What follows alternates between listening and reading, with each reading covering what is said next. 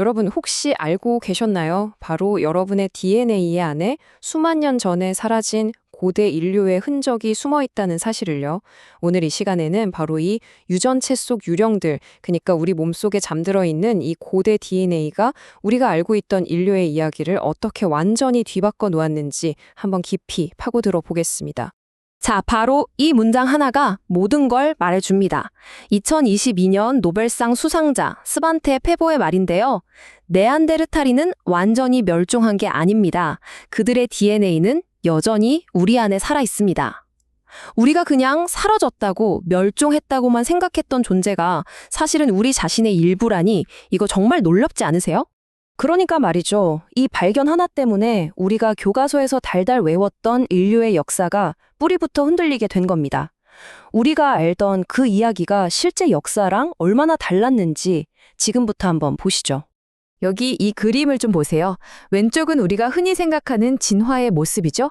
원숭이에서 사람으로 이렇게 쭉 일직선으로요. 하지만 진짜 이야기는 오른쪽에 가깝습니다. 마치 여러 갈래의 강물이 서로 만나고 섞이고 다시 갈라지는 것처럼 아주 복잡하게 얽혀 있죠. 이게 바로 고대 DNA가 밝혀낸 진짜 인류의 역사예요. 한 시대에 이 지구에는 정말 다양한 인간들이 함께 살았다는 겁니다. 자, 그럼 이 복잡하고 새로운 이야기의 주인공들은 과연 누구일까요?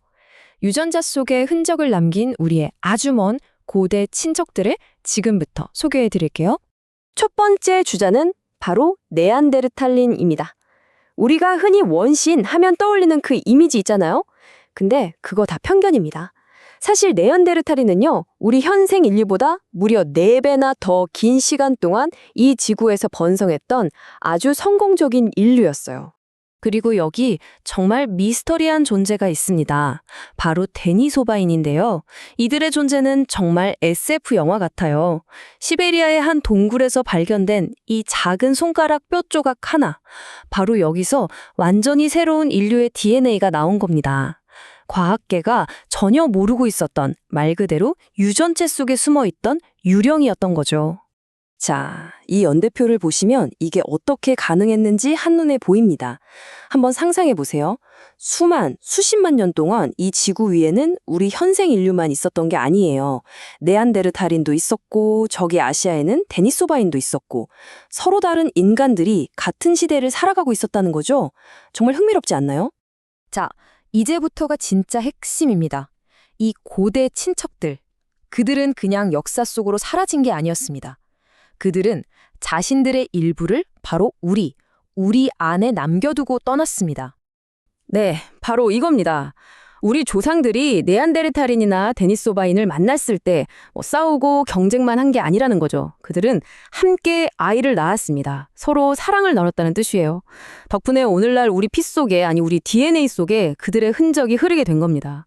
인류의 역사가 단순히 정복의 이야기가 아니라 거대한 융합의 이야기이기도 했다는 거죠. 그럼 그 유산이 지금 우리에게 얼마나 남아있을까요? 이 그래프를 한번 보시죠.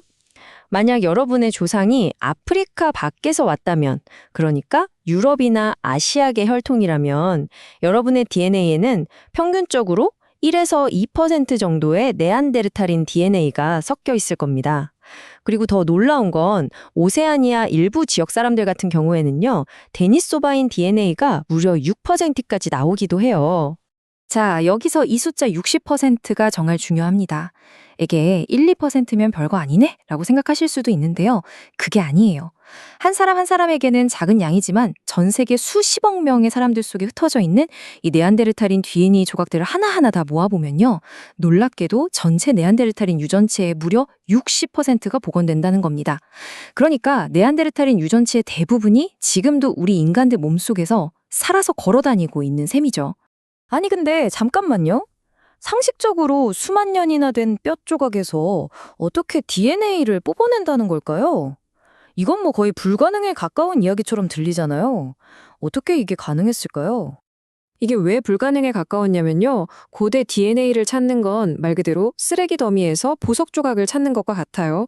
일단 수만 년이 지나면서 DNA는 다 잘게 부서져 버렸고요. 샘플을 채취해도 그 안에 99% 이상은 그냥 박테리아나 미생물 DNA예요. 근데 진짜 최악의 적은 뭐냐면 바로 우리, 현대인의 DNA입니다. 과학자들의 피부세포, 숨결, 먼지 하나하나가 다 오염원이 되는 거죠. 심지어 옛날 큐레이터들은 뼈 종류를 확인한다고 혀로 핥아보기까지 했다니 말 다 했죠.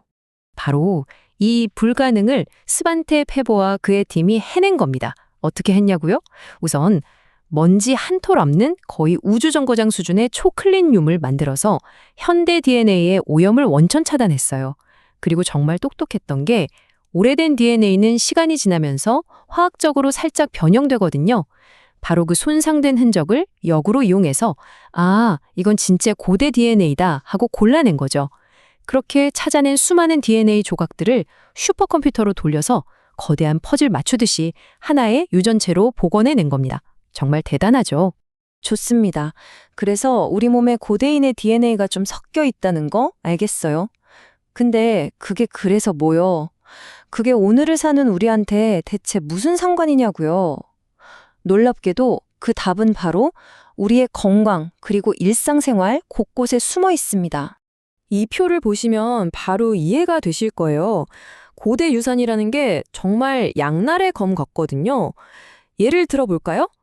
네안데르탈린에게서 받은 어떤 유전자는 코로나19에 걸렸을 때 중증으로 갈 위험을 2배나 높인다고 해요.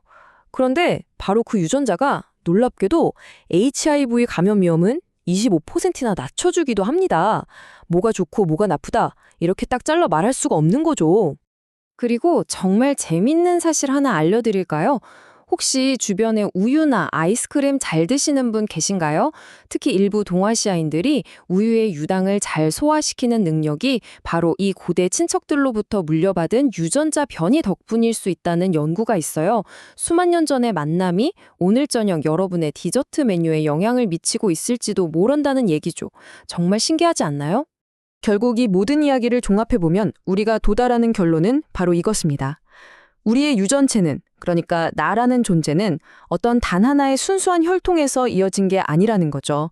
그보다는 네안데르탈인, 데니소바인, 그리고 어쩌면 우리가 아직 발견하지 못한 또 다른 고대 인류의 역사가 한 조각 한 조각 모여서 만들어진 아주 아름답고 복잡한 모자이크 작품과 같은 겁니다. 자, 오늘 이야기의 마지막 질문입니다. 이 모든 사실을 알고 난 지금, 우리는 이 질문을 스스로에게 던져봐야 합니다. 우리 몸속에 이렇게나 다양한 역사가 뒤섞여 있다면 순수한 의미의 인간이란 과연 무엇일까요? 우리와 그들을 나누는 경계는 대체 어디에 있는 걸까요? 한 번쯤 깊이 생각해 볼 만한 질문 아닐까요?